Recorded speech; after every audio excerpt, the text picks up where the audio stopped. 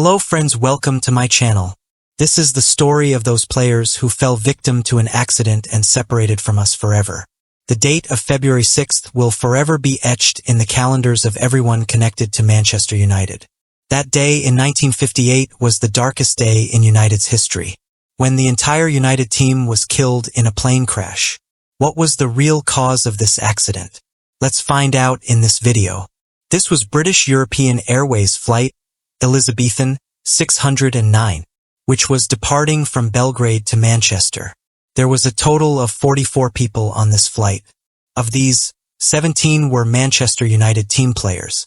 4 were club officials, 9 journalists, 6 crew members, and the remaining 8, some of whom were passengers and some were spotters. The first pilot was 36-year-old Captain James Thane. The pilot, who had 6,000 hours of flying experience, had previously served in World War II. The co-pilot was 36-year-old Kenneth Raymond, who had 5,000 hours of flying experience. This is an incident from February 1958. In those days, the European Football Cup was being played. This tournament was held on the basis of a knockout system. Another condition of the tournament was that each team had to play a match against another team, one of which had to be played in the country of the opposing team. The British team Manchester United was performing very well in this tournament, and in a sense it was considered the favorite team of the tournament. This team consisted of almost all young players, and most of the players were under the age of 20. On February 5, 1958, the famous British team, with their famous manager Busby, left Old Trafford for Belgrade. Earlier, the brave players of Manchester United had defeated the team of Red Star of Belgrade by 2-1 on their own soil. Now the second match was to be played in the opposing team's country, Czechoslovakia. This match took place in Belgrade, which ended in a very tough match, with a score of 3 goals each. Despite the match remaining a draw, Manchester United had reached the semi-finals. The young Manchester United players were extremely tired after the tough matches up and down, but there was no chance for them to rest yet. They had to return to Manchester from Belgrade today, and on February 8th they had to play another league match.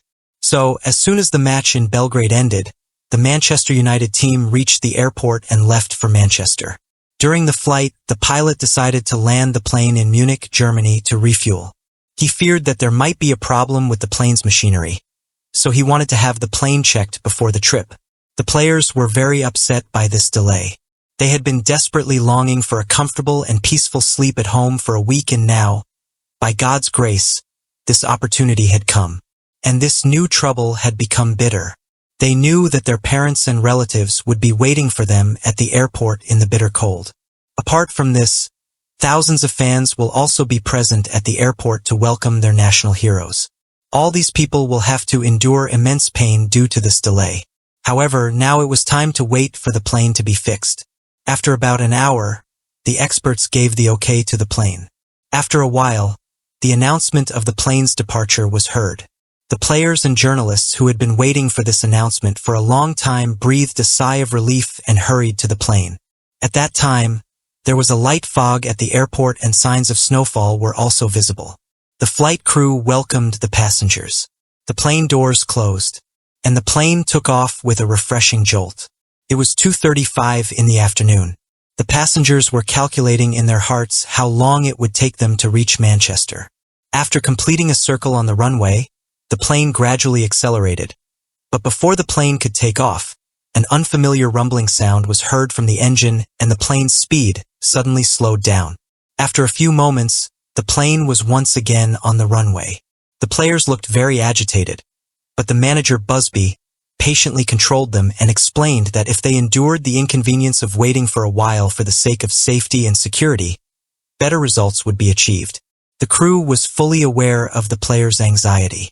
They tried to fly the plane again but failed again. Finally, the captain decided to inspect the plane again. The passengers once again sat down in the airport building, but they had only been sitting for a few minutes when the plane called them again, and this was probably the call of death for many of them. All the players boarded the plane happily. The weather was gradually deteriorating. Snow was clearly visible outside the plane windows. All the passengers were hopeful that after failing twice, the plane would definitely be able to take off. The journalist and the player were joking with each other in a very cheerful mood. No one knew that they were slowly moving towards death. It was exactly 3 in the afternoon. The British European Airways plane carrying the most valuable asset of British football was speeding down the runway at Munich Airport. The snowstorm seemed to be waiting for this special moment. Suddenly, the snowfall had increased in intensity and darkness had fallen all around the airport. The powerful engines of the plane were roaring forward, and the wheels of the plane were making deep lines on the snow of the runway. The plane was a furlong away from the takeoff point. The speed increased and increased and increased, but instead of rising to a point, the plane continued to move forward at the speed of a bullet. The plane had reached its peak speed and failed to take off, and was now sliding on the mud of the runway and heading towards the airport's security fence at full speed. The passengers only knew a second ago what a doomsday was about to befall them. The entire plane echoed with terrified screams. The plane broke through the safety barrier and headed at full speed towards a building near the runway. The plane's right wing hit the building, and the plane went completely out of control. It spun like a log, entered a clump of trees, and after hitting several trees, it split into 2. The rear of the ship rolled away, and the journalists were traveling in this section. Most of the journalists died on the spot. The ship's oil tank exploded, and flames engulfed the wreckage. The co-pilot, Kenneth Raymond, was badly injured. He heard this voice with his sinking mind. The pilot of the ship, James Thane, was shouting, "Where are my passengers? Are my passengers listening to me?" After that, Captain James Thane, taking radio officer Roger with him, quickly rushed towards the fire extinguishers, and both of them started trying to control the fire. The flames were rapidly spreading towards the petrol tanks, and the plane was about to burst into flames. The 2 of them shouted to the passengers to leave the plane as soon as possible. The passengers who had survived and were conscious quickly pulled themselves out of the damaged parts of the plane and ran in the opposite direction. Captain Raymond also ran for a long distance with his fellow officer. Then suddenly he heard a scream from the ship. Using all his courage and strength, he once again rushed towards the ship. In the wreckage, the famous and beloved football player Duncan Edward was trapped. Experts believed that this player had a bright future, but at that time, this future player was crying for help in a desperate situation. He was barely pulled out of the rubble and taken to the hospital. He was seriously injured and both his kidneys were badly damaged. Later, relying on his willpower, he fought for 3 weeks in the hospital. Finally, he lost this long battle and died.